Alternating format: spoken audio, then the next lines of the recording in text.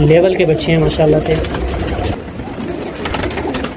जब से दोस्तों गर्मियाँ स्टार्ट हुई हैं मैंने पानी वाला बर्तन जो है मिट्टी का रख दिया ताकि इसमें पानी ठंडा भी रहे और 24 घंटे इनके पास पानी जो है ना बिल्कुल फ्रेश रहे। तो अभी इसका पानी हम चेंज करते हैं, न्यू पानी फ्रेश डालते हैं इनको। तो प्लास्टिक के बर्तन में दोस्तों पानी जो है ना गर्म हो जाता है, तो कोशिश करें मिट्टी वाले बर्तन में पानी डालें जब तक गर्मियाँ हैं। जब सर्दियाँ आ जाएँ तो फिर आप चेंज कर लें। यहाँ भी माशाल्लाह से बहुत प्यारे प्यारे बच्चे निकले हुए हैं।